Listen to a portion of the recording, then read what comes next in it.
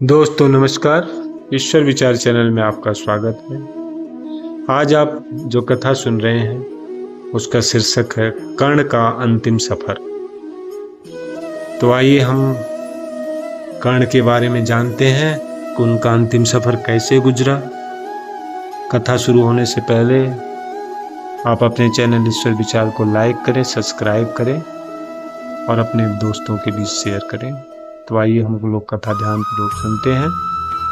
कर्ण का अंतिम संस्कार भगवान श्री कृष्ण ने क्यों किया था? जब कर्ण के जीवन का अंतिम सफर चल रहा था तब श्री कृष्ण उनके दान वीरता की परीक्षा लेने के लिए आए। कर्ण ने कहा कि उसके पास देने के लिए कुछ भी नहीं बचा है। इस पर श्री कृष्ण ने उनसे उनका स्वर्ण दांत मांग लिया।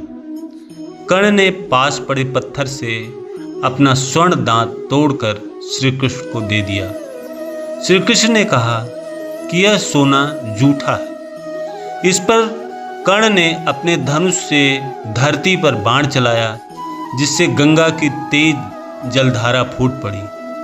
कर्ण ने उस जल से दांत धोकर श्री कृष्ण को दिया और कहा कि अब यह शुद्ध हो गया है। श्री कृष्ण ने कहा कि तुम्हारी यह बाण गंगा सदैव तुम्हारी दान वीरता का गुणगान करेगी। श्री कृष्ण ने कर्ण को आशीर्वाद दिया कि जब तक सूर्य, चंद्र, तारे और पृथ्वी रहेंगे तुम्हारी दान वीरता की प्रशंसा तीनों लोकों में होगी। संसार में तुम्हारे समान महान दानवीर न तो कभी हुआ है और न कभी होगा।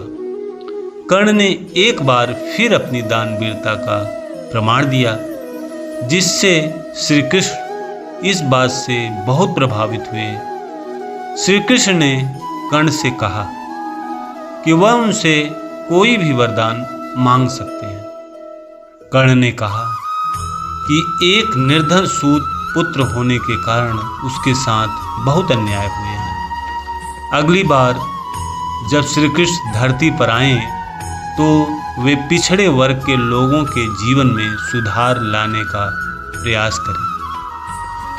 2 और वरदान मांगे। दूसरे 2 और वरदान मांगे।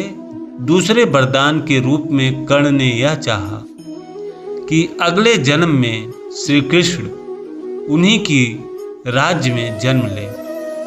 और तीसरे वरदान में उन्होंने श्री कृष्ण से कहा कि उनका अंतिम संस्कार ऐसे स्थान पर हो जहां कोई पाप न हुआ। यह सुनकर श्री कृष्ण असमंजस में पड़ गए, क्योंकि पूरी पृथ्वी पर ऐसा कोई स्थान नहीं था जहां पाप न हुआ। ऐसी कोई जगह न होने के कारण श्री कृष्ण ने कर्ण का अंतिम संस्कार अपने ही हाथों से किया। इस प्रकार दानवीर कर्ण मृत्यु के पश्चात साक्षात वैकुंठ धाम को प्राप्त हुए। दोस्तों, अगर यह कथा अच्छी लगी हो, ज्ञानवर्धक लगी हो तो चैनल को लाइक करें, सब्सक्राइब करें और अपने दोस्तों के बीच जरूर शेयर करें। राधे राधे।